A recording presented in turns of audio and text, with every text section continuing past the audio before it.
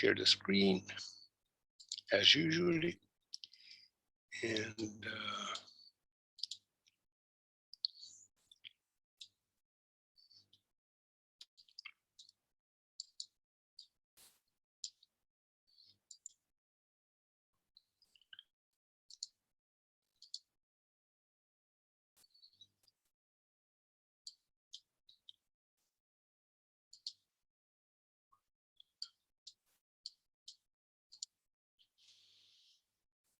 so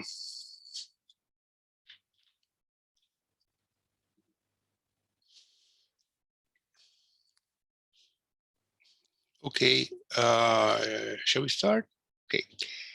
Good morning, all again, and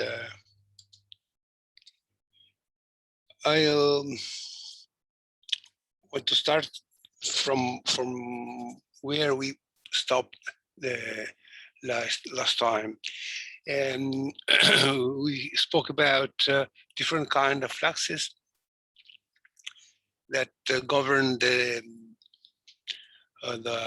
dispersal of the generic tracers C, and we identify two major processes for a conservative tracer, which is the advection and the diffusion.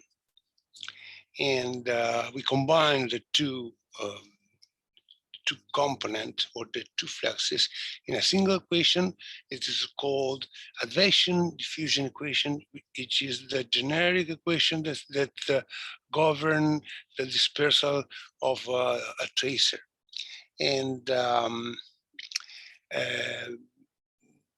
advection diffusion equation is also known as a Burger equation. The Burger equation has a dependency on an external dependency, so you cannot solve a Burger equation provided that you give the proper initial and boundary condition as all the PDE equations. But also you have to provide C. So C is the velocity. So to know how a dispersal of tracer takes place, you do need to know the background velocity acting on the tracer. And this has some important implication. First of all, if you want to integrate the Burger equation, you should have either an external field with the C already calculated, or, as usually is done, integrate also the momentum equation. And in practice, the Navier-Stokes equation, as they are written for the ocean, has the momentum equation, has the continuity equation, the equation of state for the seawater that govern density, the relationship between density, pressure, temperature, and salinity. And then we have two more Burger equation, one for temperature, the other one for salinity. Both of them are needed because they are used to calculate the density. They are active, so they are entered in the density relationship, and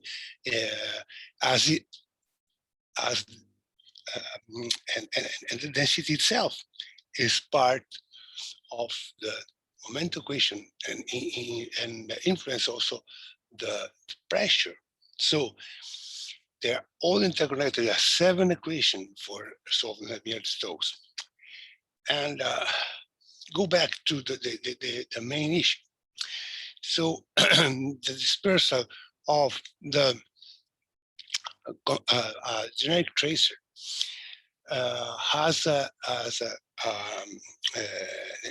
implies the knowledge of the background velocity field.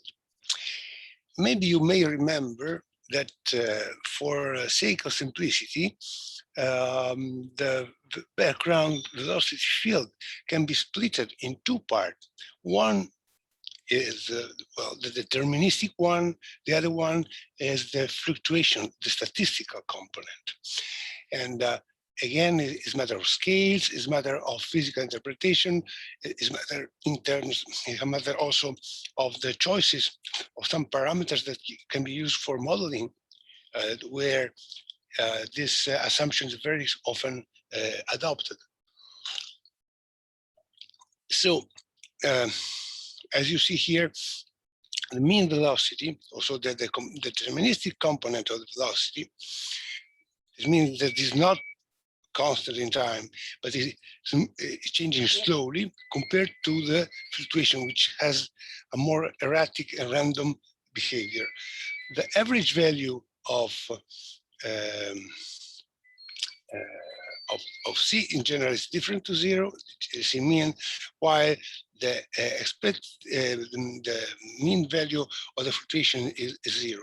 So fluctuation is wiggling around the C bar velocity, and its mean contribution is zero. And this is true for this splitting is true for velocity, but is also, as you see here in the first row, valid for the concentration of the tracer. So you can have a similar approach, assuming that the concentration has a stochastic component and a deterministic component.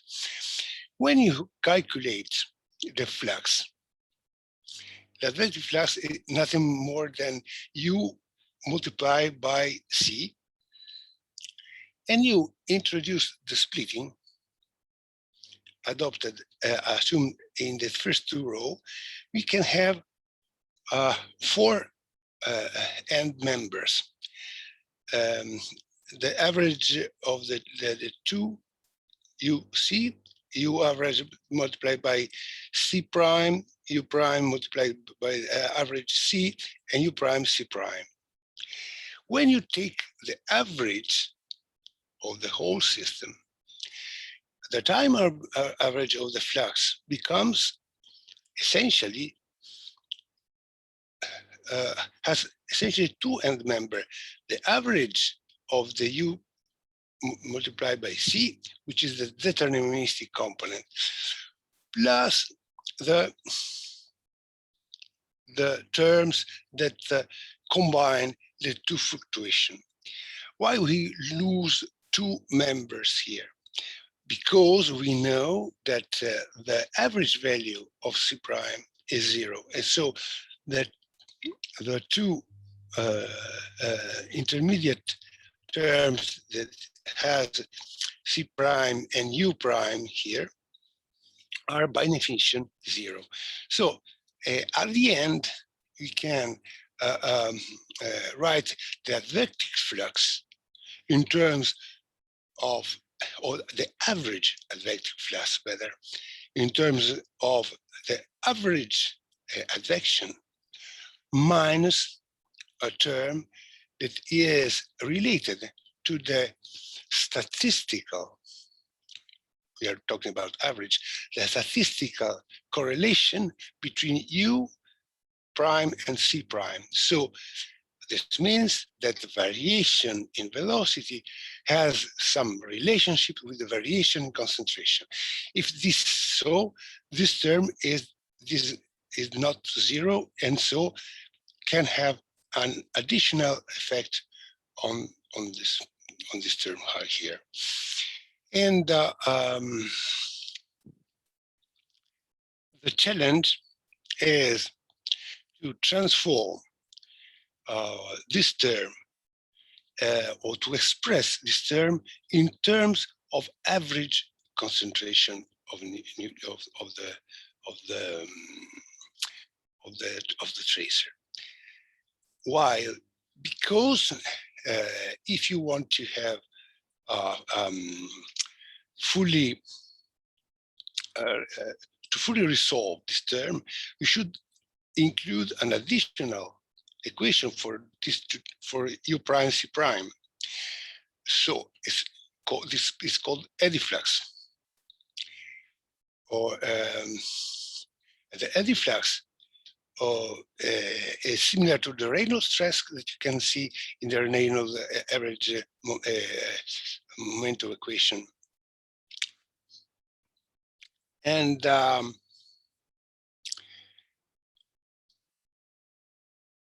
Eddyflux, you can easily test it, include again higher order momentum that again should be solved by another additional equation to rule that, and this additional equation has again higher momentum term inside. So it is an endless story. So one possible solution, try to find a proper K that is able to represent this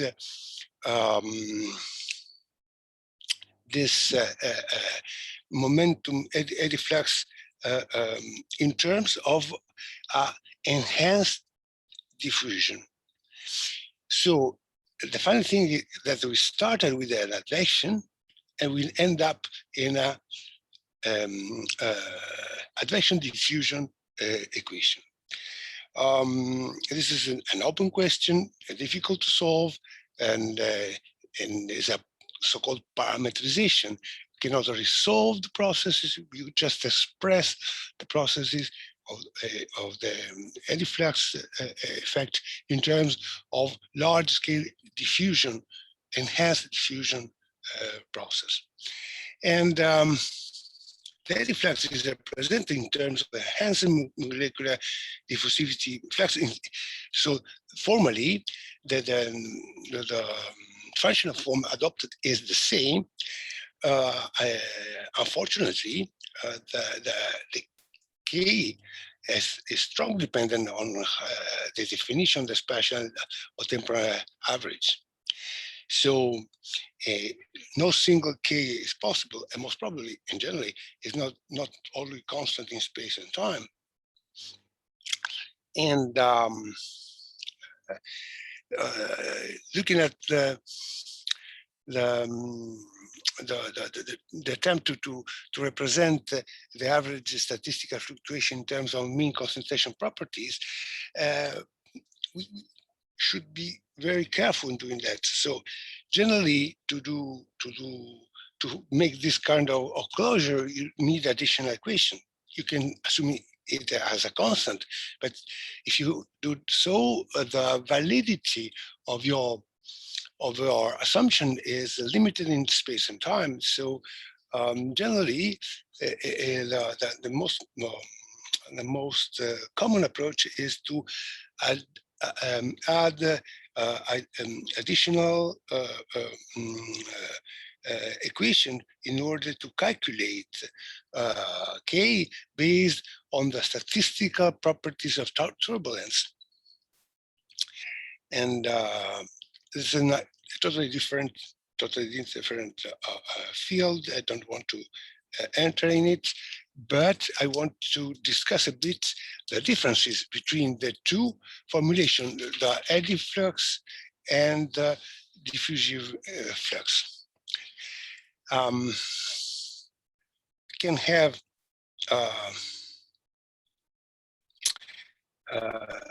different time scale, and the Brownian motion, the harmonicus, and the random walk leads to a statistical downgradient diffusion. In this case, the equation of the molecular diffusion is quite appropriate. On time scale or second to hour, the turbulent events with the mixer layer for a sample are predominant, and in this case, an eddy diffusion should be included.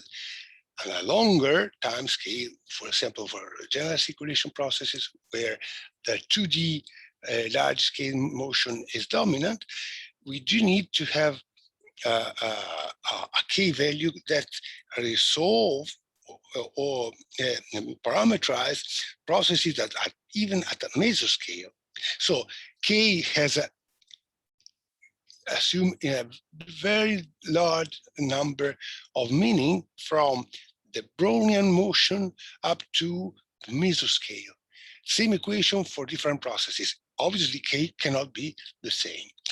In practice, when you has to do with the ocean problem, the spatial and the time scale tend to be represented with K that much larger than the molecular diffusivity. And in practice, the equation, Reynolds-Ever equation that are used generally in oceanography, even for turbulent processes in the mixed layer in 1D, generally don't consider the Brownian motions, so the kinematic diffusivity, since K is order of magnitude larger.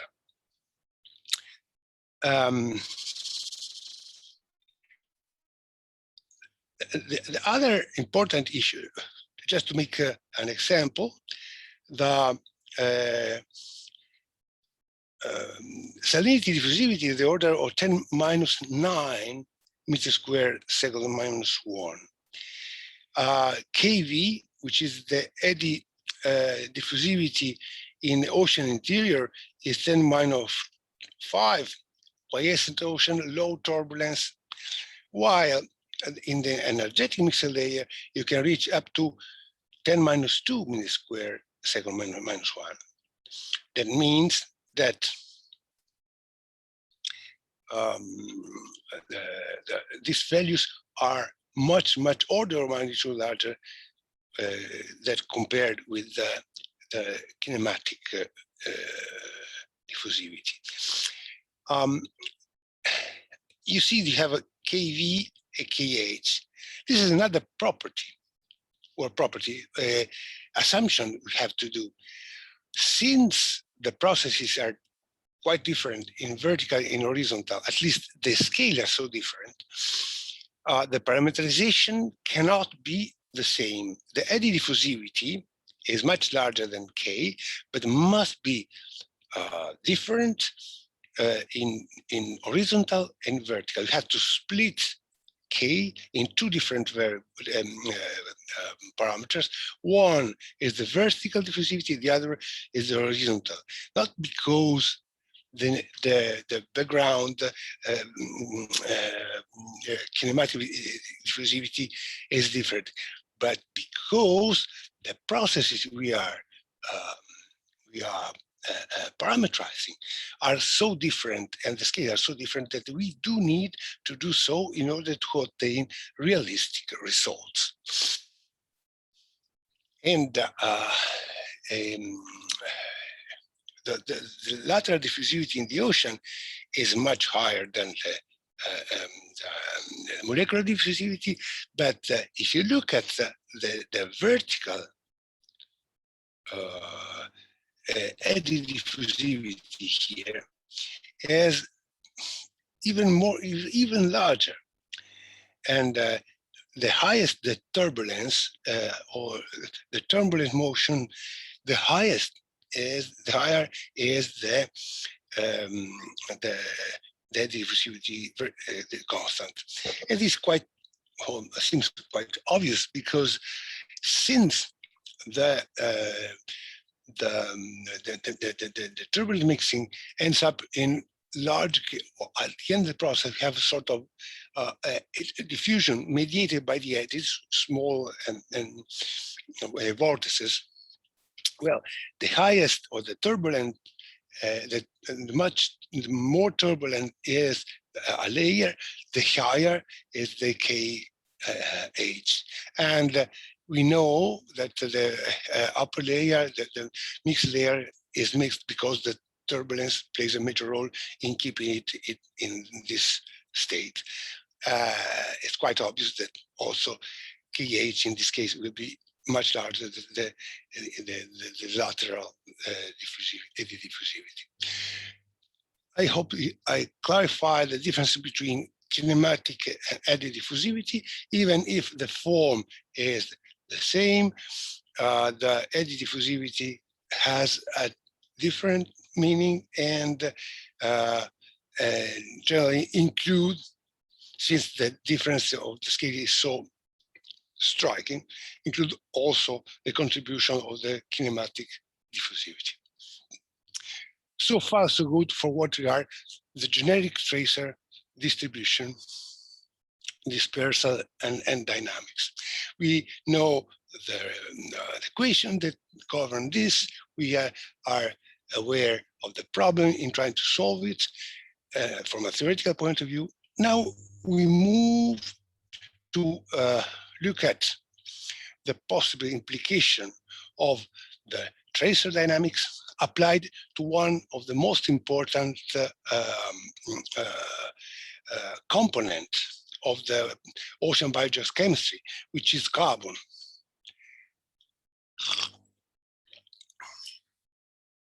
You know, carbon is crucial for many aspects. One, carbon is the universal energy mediator in the living cycles, and our life is based on carbon. Carbon is also a major responsible of the climatic response of the Earth system, and carbon is also responsible for acidification, or carbon dioxide is a chemical form of carbon that is responsible for the acidification of the ocean. Carbon also is the source of large part of the energy we use. So carbon is important. And if you look at the global carbon budget that account for the different compartment, the presence of carbon in different compartments, you see that you have a lot of carbon that is retained in rocks, and sedimentary rocks that have partly origin from living organism, or the living organism remnant is order 1 billion gigatons. But after, if you let's say disregard this, which is a carbon pool which is difficult to mobilize, the deep ocean are the second reservoir in size, and 38,000 gigatons are stored in deep ocean, while only about 1,000 gigatons are stored in the surface ocean, while the ocean biota accounts only for 3 gigatons. But we'll see how important are. And if you compare atmosphere and ocean, a surface ocean, the total amount of carbon present in these two compartments are comparable, as they are also comparable on the land biota. And what we can learn from that the deep ocean is a sink of CO2, and as we see, 30% of the net CO2 emission are absorbed by the ocean. So as a sink, but it's a sink that is already alive, kicking, very effective in sequestering CO2 from atmosphere to the ocean. So also under this aspect, the climatic change due to the increased CO2 concentration as a coupled atmosphere ocean process. If you look at this image, which is the same one, but in which we have added the physical, chemical, biological, and geological processes that govern the exchanges, we have added also the have in black the natural fluxes that are supposed more or less to be in balance, plus the red one, which are the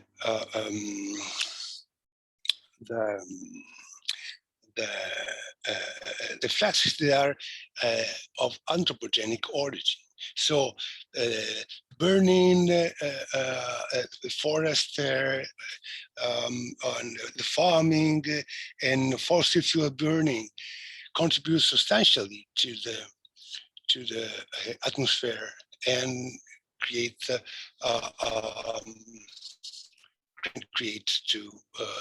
an increased concentration of CO2 in atmosphere. And we see that in tea, the green tea, are all the processes that are dependent on temperature. And this means that the ocean and ocean atmosphere interaction depends on the ocean and atmosphere temperature.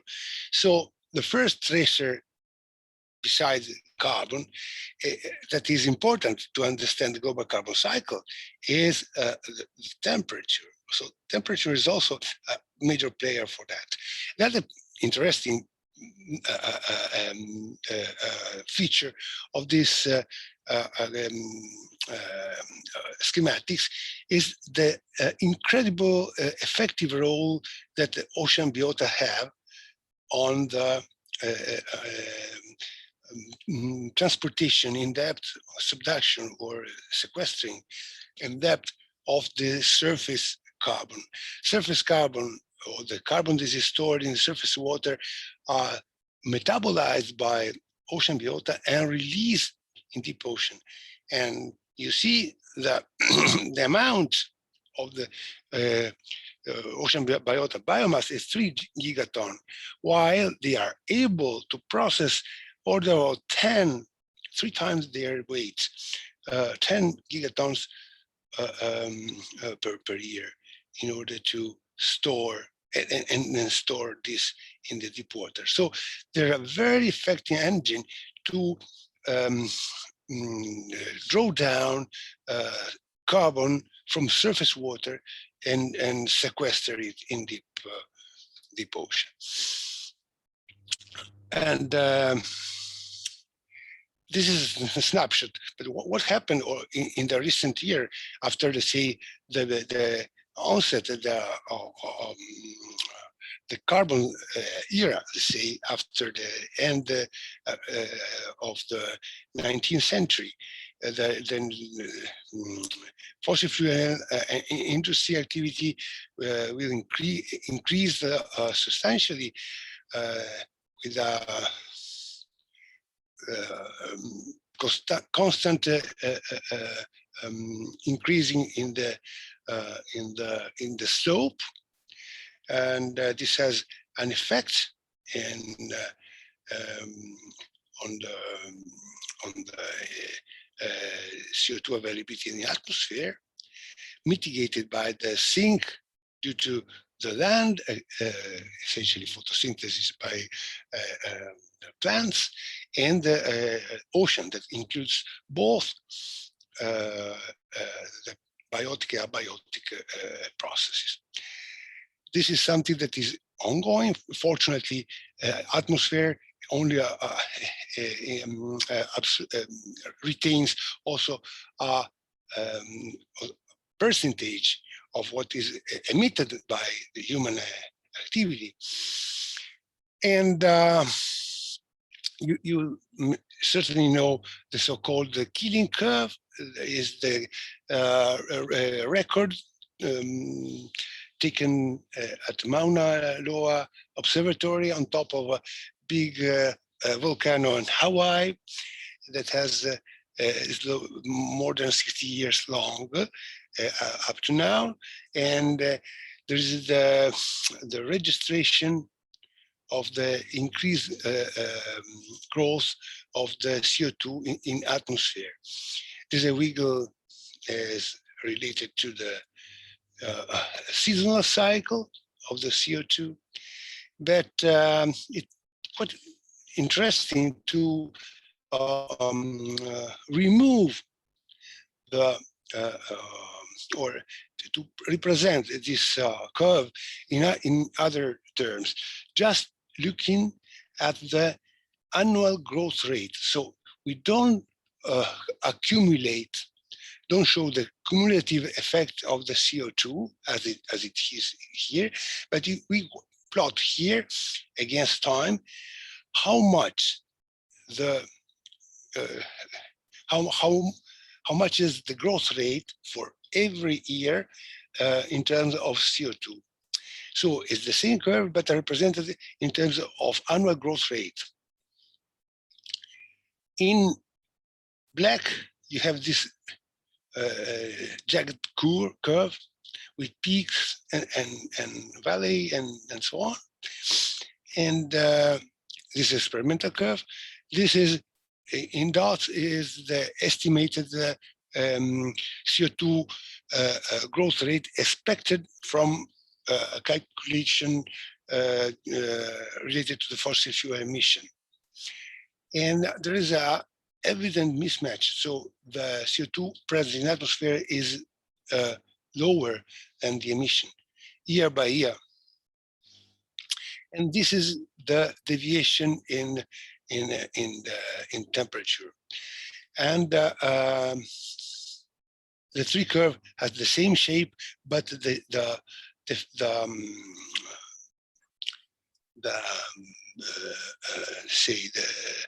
behavior are different and are related to specific events. One of them is the volcanic eruption. But what is interesting for us is that the fact that when you have strong El Nino condition, like in 1972, 73, and 1997, 98, the growth rate of the CO2 is higher than the emission. So the ocean positively contributes to degassing CO2 in atmosphere, while for the rest, the growth rate in the atmosphere is lower than expected as looking at the fossil fuel emission. So this is clear that an exceptional event in CO2 has an effect on atmospheric CO2 concentration and has also an effect on the global temperature. This most probably is not mediated by CO2 concentration in atmosphere, but because El Nino has a positive anomaly in equatorial Pacific that also affect the global temperature mean. But the take-home messages here is that generally emissions are higher than the CO2 measured in atmosphere, and the ocean can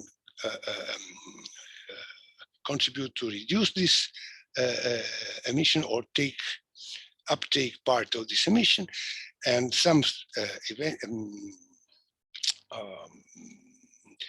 extreme event like a strong El Nino can alter or reverse the contribution of the ocean from a net uptaker to a positive contributor. One couple of questions we can we'll describe and discuss in next. First of all, we saw in the nice diagram, box diagram, that much more atmosphere gas CO2 is stored in the global ocean. That what is present in the atmosphere, and this is not what we would expect looking at the simple kinetic of the gas, and we see why this happened, and then we see which are the ocean dynamics on the ocean carbon cycle.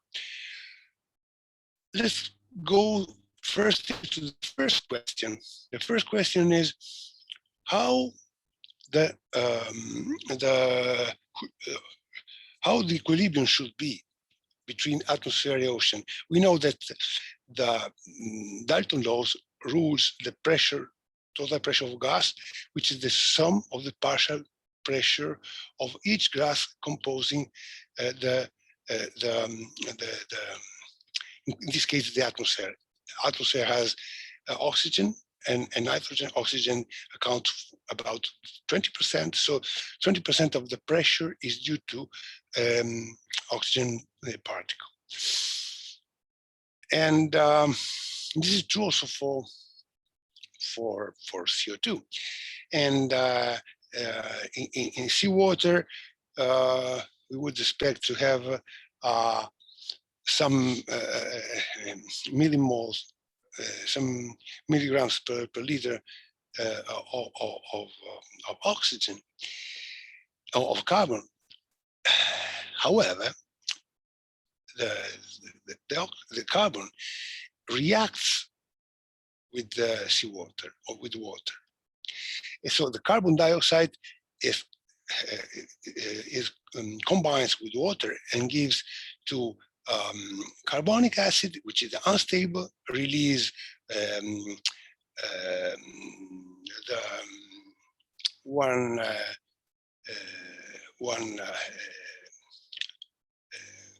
positive hydrogen atom, and get this the bicarbonate ion, which is negative, and you can also lose another one and creating the carbonate ion. So the carbon storage is not only in terms of simple carbon dioxide, but as the carbon in its all hydrolyzed form.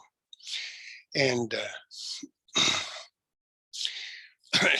the equilibrium at surface, you have that the partial pressure of CO2 is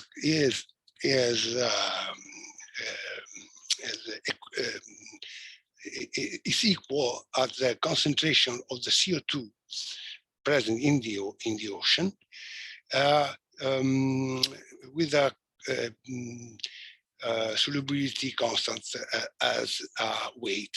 So the solubility constant multiplied by the partial pressure of CO2 is the concentration of CO2 in the ocean. However, CO2 in the ocean is unstable, and it gives way to these processes, hydrolyzation processes, and creation of bicarbonate and carbonate ion. This leads to write this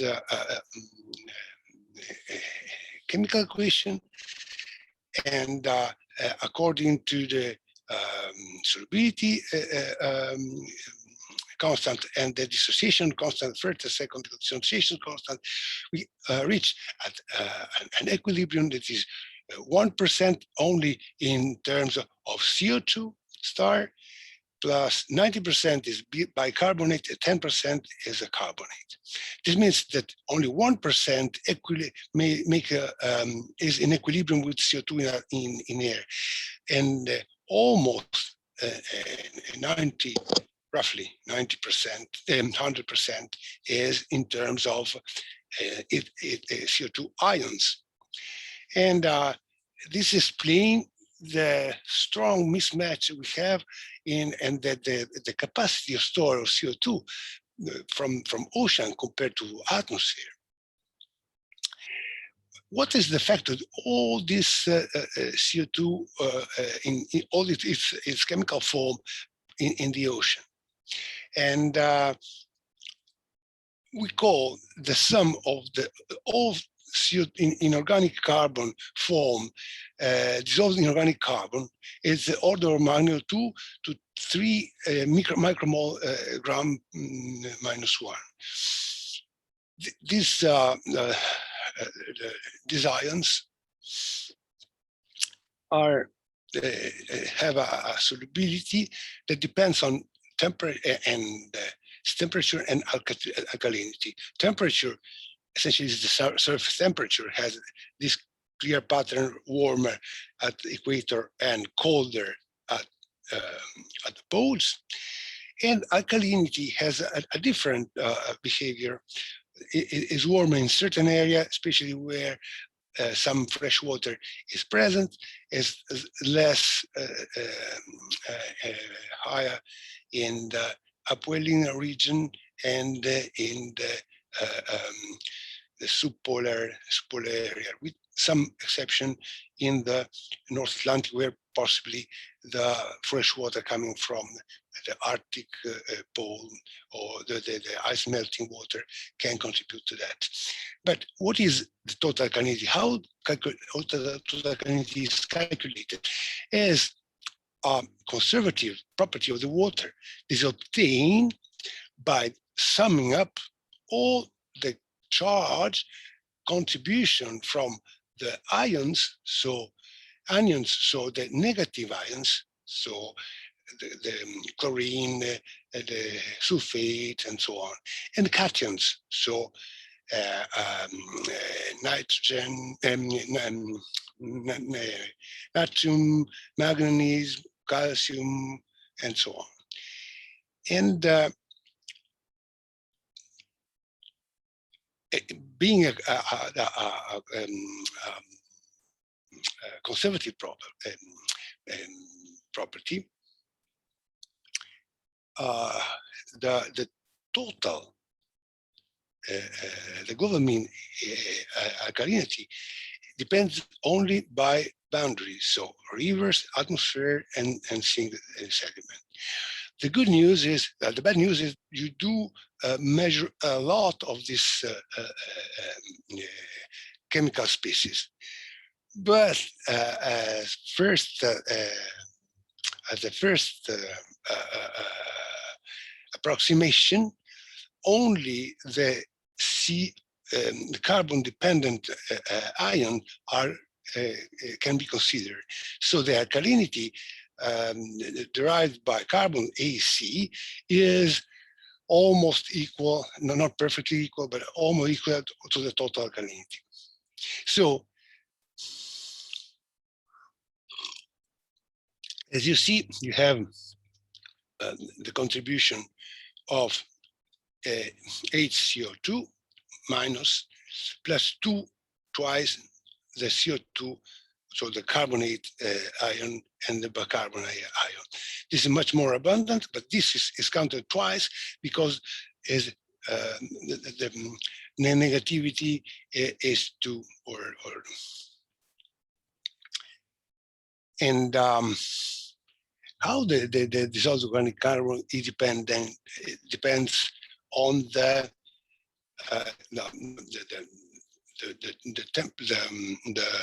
seawater conditions. We can have in extratropic. This is a map of surface dissolved organic carbon, low at the especially in the Pacific area, less. This minimum is less evident in equatorial Atlantic, while the maximum is the southern Pacific and in the northern Atlantic. We have a bulge here in front of Africa, and you have two regimes for that. In the surface water are cool and have low alkalinity in extratropics, and tropics are warm and have high alkalinity.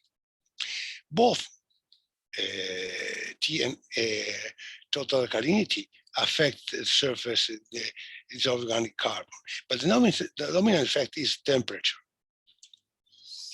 Here you have again the temperature and the total alkalinity. You see that the maximum of temperature has a minimum in Dick, while the large maxima in total alkalinity here has evident effects here and here as the relative maxima of dick in the Atlantic. Atlantic seems to behave in a quite different way if compared to the rest of the world ocean.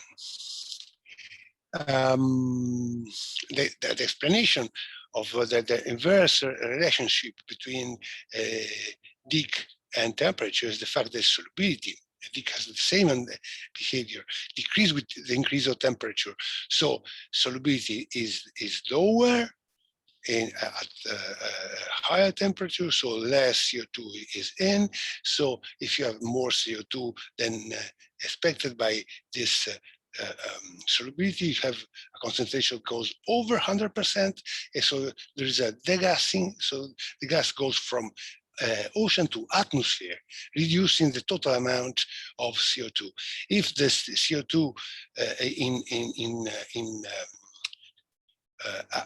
in this chemical form, so CO2 is reduced, there is a dynamical equilibrium, chemical equilibrium that contribute to put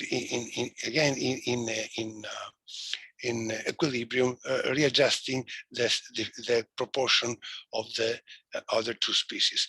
So this is an effective way to reduce the CO2 and contributing to CO2 atmosphere in case the temperature increase. This is something that is quite relevant. The global change will favor this degassing, but on the other hand, will increase the concentration of greenhouse gases, and notably the CO2. So the partial pressure of the CO2 will increase. So you have two contrasting effects. One is the temperature, surface temperature, so reducing solubility, but the increase of the partial pressure will have a prevalent effect, increasing then the CO2 in the seawater. More CO2 in seawater, more transformation in dissolution of CO2 and presence of and hydrolyzation of the CO2 in terms of bicarbonate and carbonate. This means that the ocean gets more acid. This is the well-known acidification process. I don't want to talk about it, just mention. Well, if you look at chemistry, the steady state is quite easy to reach, since atmosphere and the ocean has a large interface to interact, and the processes are relatively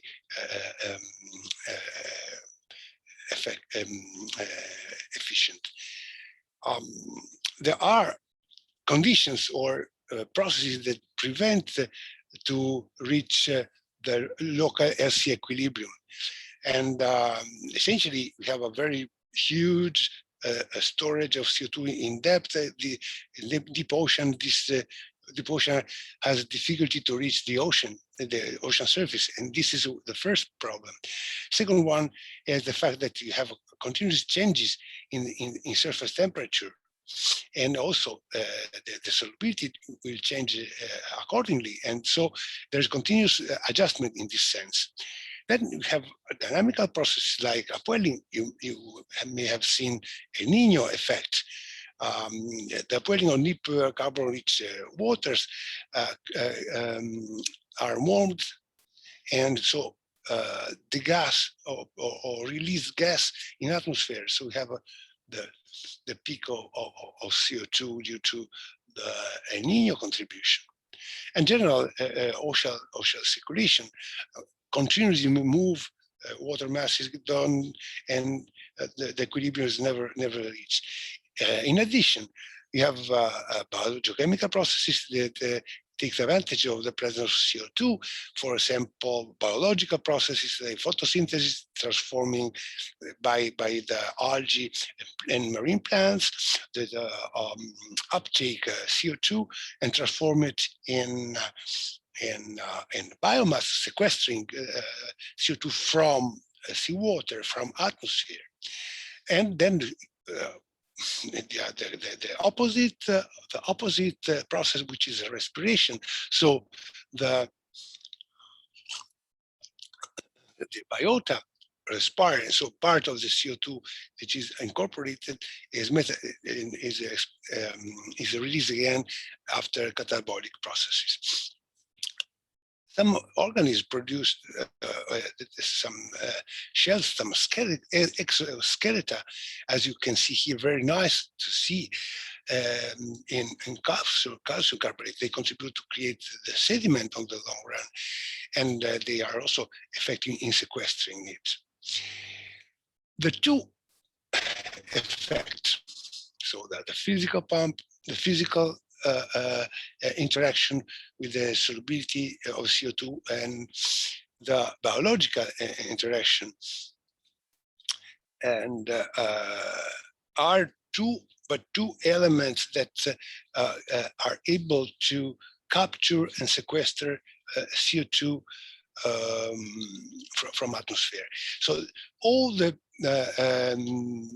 processes connected to meridional overturning, for example, are effective in bringing down surface water into ocean interior. And this water adapted down by vertical dynamics, notably a high latitude, for example, Labrador Sea, Immigrant Basin for North Atlantic, they, when they are brought down by the deep water formation, they bring along all the properties. So they are cool, they are dense, they absorb a lot of CO2.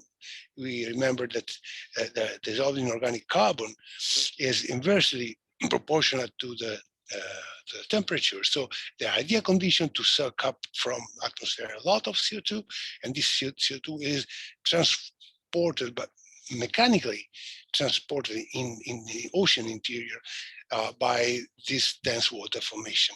This is called the physical pump. It takes place also on the shelves, not only in open sea, and this also is dubbed as a continental shelf pump, where the processes are, physical processes are a little more complex, but the effect is the same. A densification of water that sinks and along the slope and eventually reach the sea bottom. The net effect is to transport away from the surface layer a substantial part of CO2. There are the other side of this sequestering process is the biological and the carbonate pump that remove carbon dioxide by the surface water by photosynthesis processes, the changing inorganic CO2 in living matter, and they produce organic dissolved organic matter as an end process, end member of a long biological activity. And also they produce, let's say, hard tissue that fall down. The contribution of this hard tissue drawdown is called often carbonate pump, while the rest is dubbed as a biological pump. Both biological and carbonate are subjected to physical processes. One is temperature. The highest, the more efficient. Second one, the stratification.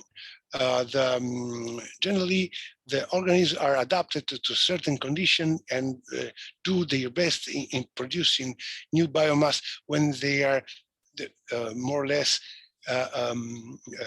can stay in the same area. If you have too much mixing, the organisms are continuously move from a high light to low light and to different conditions that are not ideal for their production. Again, stratification forbids the flux of nutrients. So if you have a well-stratified ocean in the surface layer, the nutrients are depleted by the organic activity, and so they have carbon, they have light. Unfortunately, they are not enough nutrient to duplicate to increase the internal biomass. They produce a lot, but they don't grow. So the effective of the capacity of the biological pump is affected, negatively affected or impacted by stratification. So light, turbulence, and stratification plays a major role in the biological and carbonate pump. We talk about different processes, and the use of different terminology. By using different terminology, we address different processes that are characterized by different time scale. For example, and the Carmel drawdown is the process of inward CO2 fluxes into the surface water. So this is more or less the surface layer. The biological activity is able to fix CO2 by photosynthetic processes. This CO2 is subtracted by the surrounding water and is no longer effective. So the acidification or acidity of the water, pH is increased, and everything is fine. However, the return time scale is 1 year. So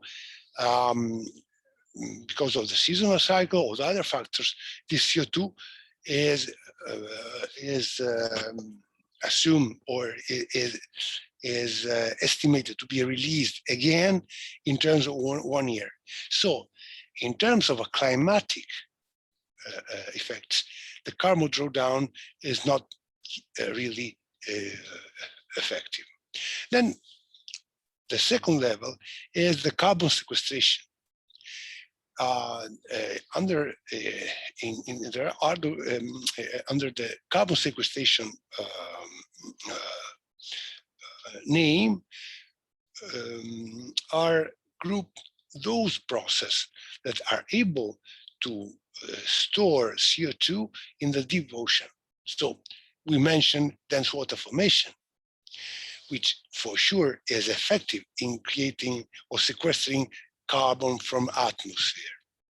But also the debris formed by the death of the marine organisms, the carcasses, the fecal pellets that the organisms produce, all of them create a source of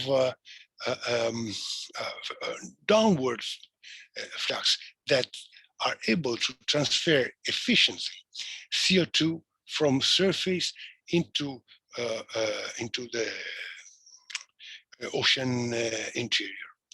And since the time scale of the ocean interior, of the global ocean circulation, well, it's the order of 100 or 1,000 years, is more or less the scale of the global conveyor belt.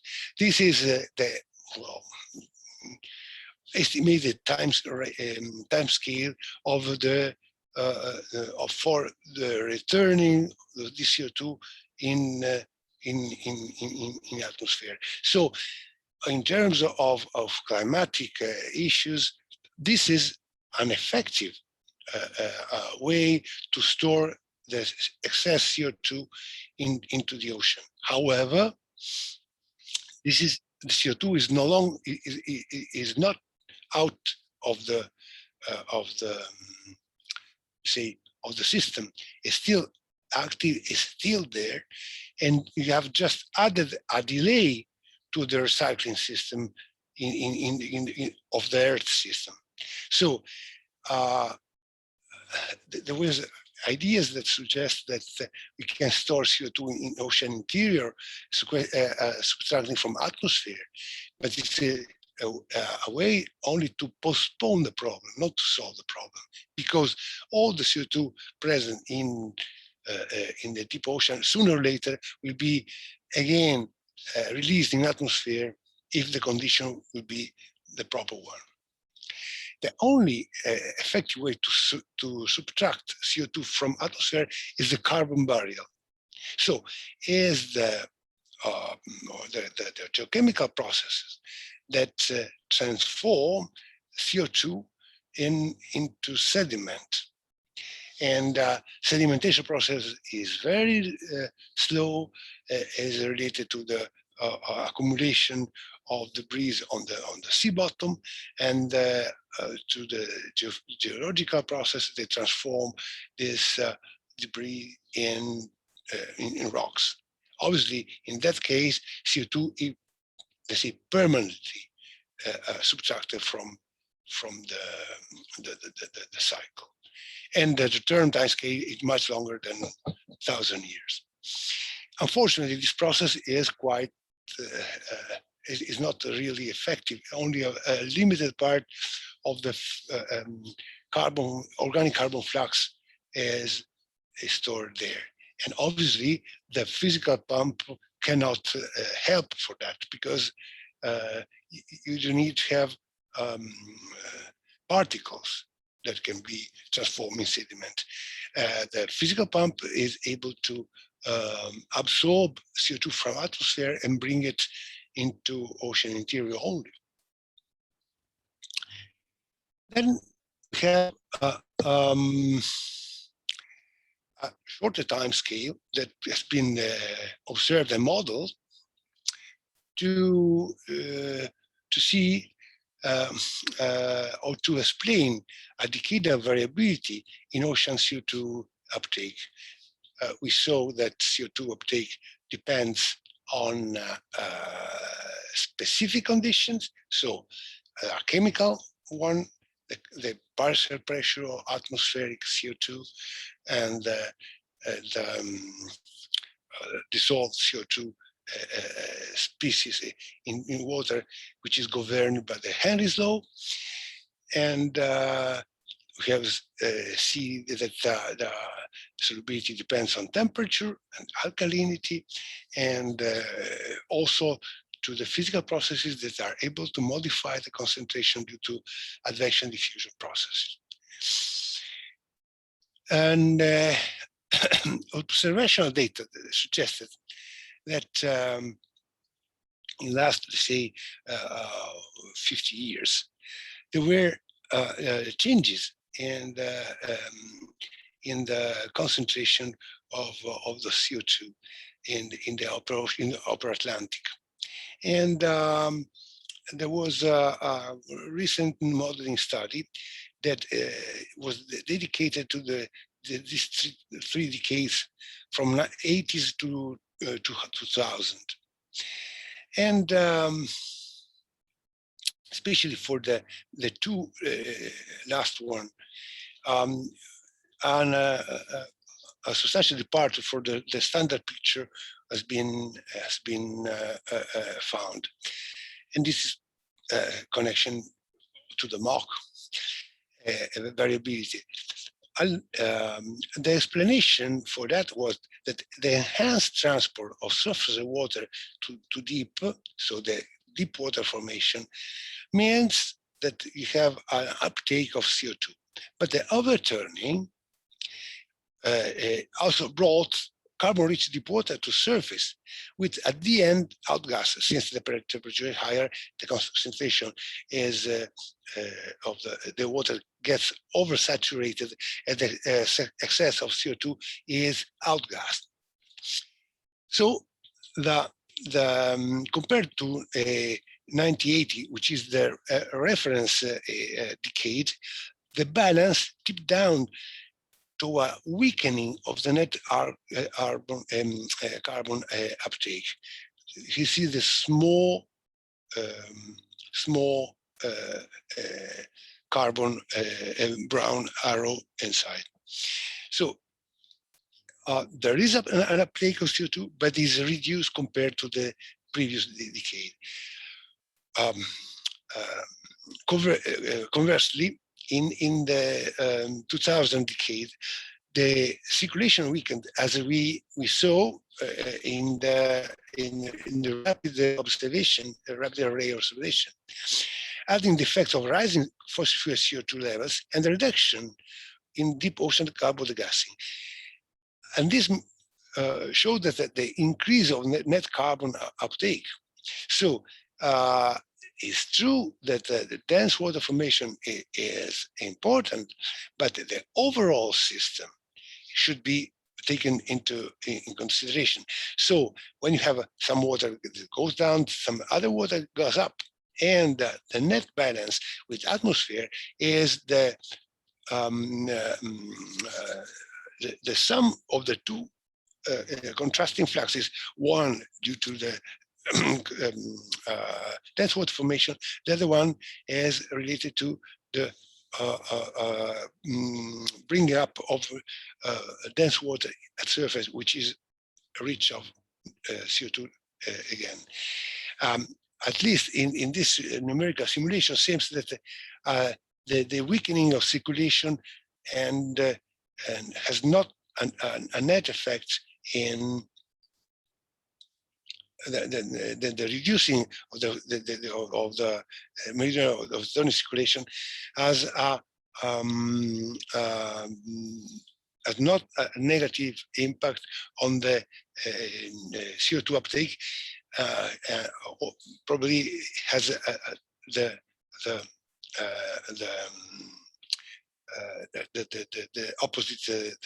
opposite effect, which is not quite trivial. I read this paper. I didn't see any additional study. It seems counterintuitive, but still I would present you because it's quite stimulating. So we are moving to another topic where CO2 and the biological pump can be triggered by circulation. We talk about the physical pump. The physical pump essentially is purely chemical, dynamical coupling of and biology doesn't play a major role. Now we're moving between the physical biological interaction, and we talk about the eddy. Eddy are formed by generally displacing a water parts or a blob of water masses or different density in a different in ambient water with different density, and so we can have cold, warm eddies. The core is has a different temperature anomaly, positive or negative, according with the ambient water. And the eddy pumping is related to the fact that in the cold eddy has an effect to displace isopycnal, and there is sort of an upwelling, so injecting deeper water into the surface layer. better to recall, looking at this figure, what is a steady state situation in absence of any mesoscale perturbation. You have the surface here, the sun, there's a radiance, so light is present. The light decreases with depth, obviously because is absorbed by the water column, and you have an community of autotrophs, of organisms that are able to fix CO2, and they tend to use the nutrients. They need nutrients to grow and to produce more biomass. So in absence of any physical perturbation, there is an equilibrium between nutrient available, light, and primary producer. Nutrients are more abundant in depth because we don't have anymore any consumer active here, and the organic compounds are regenerated in nutrient by bacteria in this area. So the message is, at the steady state during stratification period, nutrients are low in surface, light is abundant, and the primary producer are ready. When you have a downwelling, so you have a warm ready, you have a deepening of this layer. So the dense, lighter water in surface is downwelled by the eddy into the nutrient line, or down to the nutrient line. So in terms of condition for the prime producer, nothing's changed. So the water has the same amount of nutrient, the same temperature, the same light. So nothing happened. What happened when you have a cold eddy? The cold eddy has the property to have an upwelling inside. Cyclonic circulation is always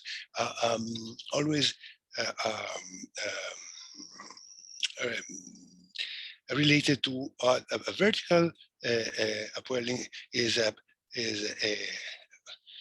this called eddy pumping, that is able to inject a nutrient into the euphotic zone where phytoplankton, the hungry phytoplankton is there, and where light is abundant. And this has a net positive effect. And the Eddy pumping in this famous seminal paper by McGilly, Coudier, Robinson group shows that the eddy pumping markedly stimulates primary production, since the nutrients are the limiting factor to the growth rate in these conditions. And while, as I told you, the phytoplankton in the upper oligotrophic ocean outside the eddy is not growing as fast as inside. And then the warm eddy does not affect primary production. So only the cold eddies are able to increase the primary production.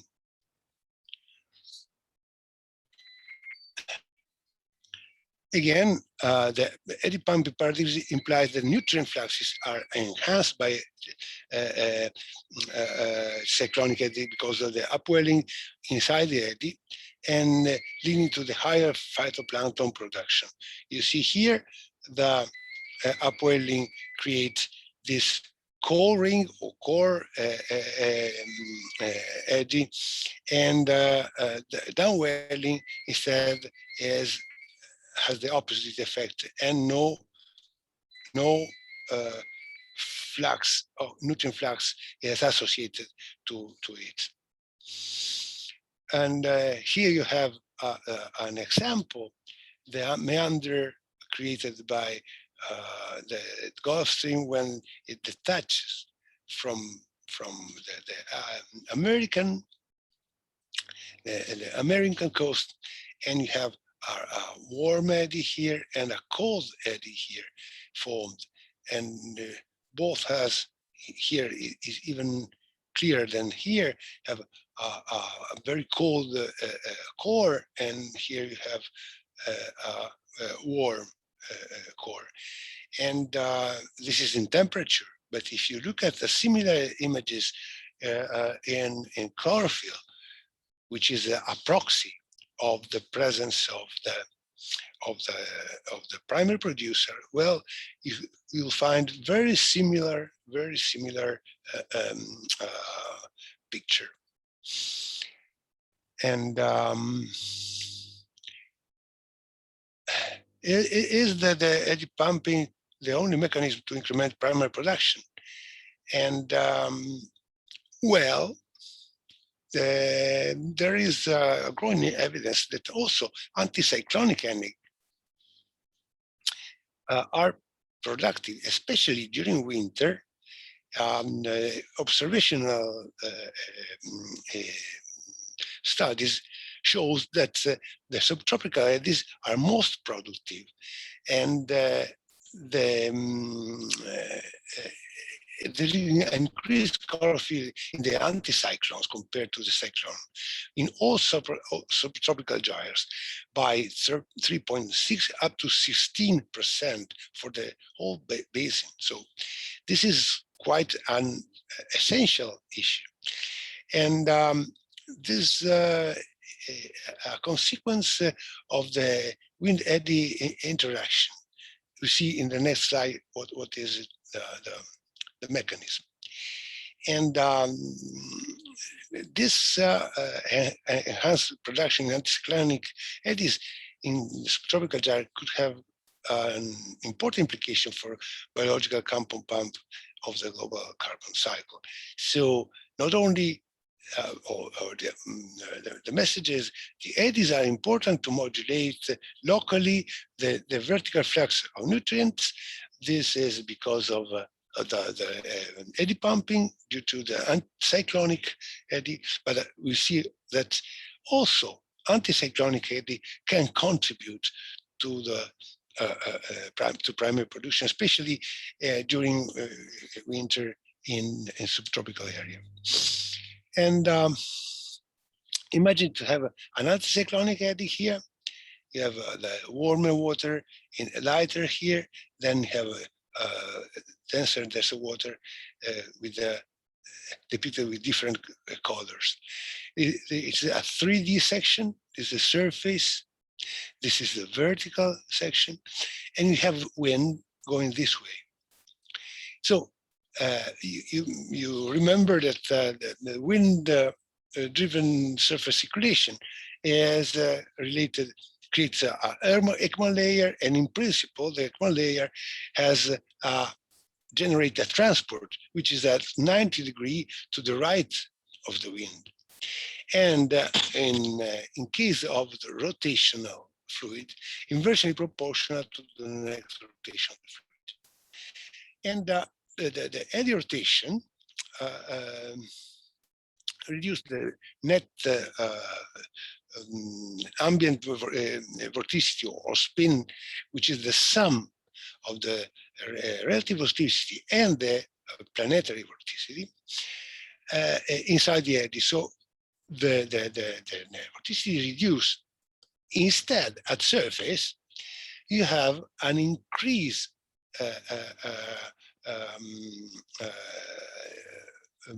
production of eddy because of the shear. You have an quiescent or yes, a quiescent ocean. We have anticyclonic eddies rapidly swirling, and at the boundary you have a strong shear, and this generates in the fluid eddies with the same sense of the Earth's rotation. And you see here that the effect of wind-driven current, surface current, is not constant, has this different shape. This has a gradient that creates the surface Ekman transport, which is not constant. Which is not constant means that you have area of enhanced surface Ekman transport and area in which you have reduced Ekman transport. So in this case, in this outside, you have already, again, the effect Ekman transport due to wind. So the changes in intensity of the surface Ekman transport is responsible of upwelling and downwelling, sucking up or pumping down the water. This happened not at the center of the surface of the anticyclonic eddy, but at its boundary. This is a mechanism that could be responsible for the production of the anticyclone eddies. Other mechanisms have been proposed, for example, instability of the boundaries, the creation of the additional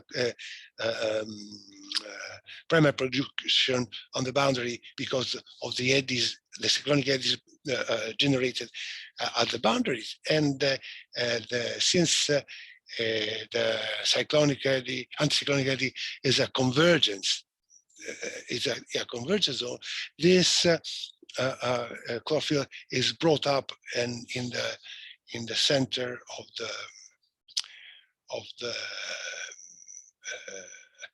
the eddy itself. So probably there are more than one explanation. This is quite an interesting one, where the physical contribution seems to be crucial for that.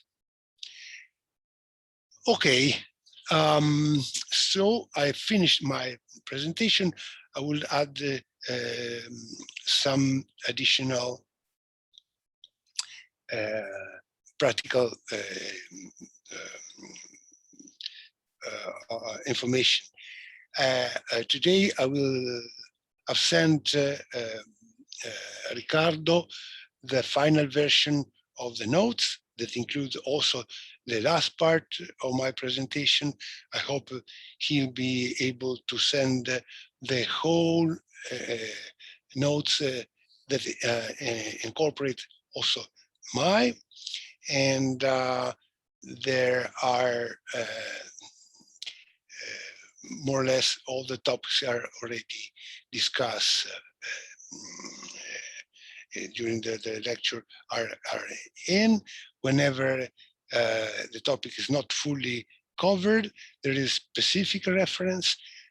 Be careful in this last lecture, the first 3 slides were not explicitly covered, so please look at your notes on the slide that I'll send you as soon as possible, and for the rest, I guess we are okay. The exam will be written, as you already know, and you'll have a number of general questions in which you'll be asked to not only to passively repeat what you have learned, but to try to make some analysis, comparison, some reasoning in order to demonstrate that you have grabbed the essential meaning of the course that is not related only on the formulas, on the demonstration, but also on the concepts and on the knowledge of the major mechanisms that rule the ocean dynamics and the phenomena, and also the instrument that are used to investigate the ocean and its seas. I hope you have enjoyed the lecture. Unfortunately, I was not in the condition to give the lecture in person. It was a really pity, and please forgive me because sometimes I'm not brilliant. I understand perfectly. I get lost in looking at a screen without having any feedback. It's very sad on my side. I think also for you, it's difficult. Keep the concentration going during the lecture, and I hope that anyway the use of slides and note will help you to perform at your best during the exam. And my expectation, my hope is that you will retain something for your future. Either you will be an oceanographer, or meteorologist, climatologist, or other possible other perspective for your professional activity in the future. So I think I'm over, and if you don't have a specific question, I say hello and see you in the future, and here or somewhere around the world, and enjoy, stay well, and love oceanography.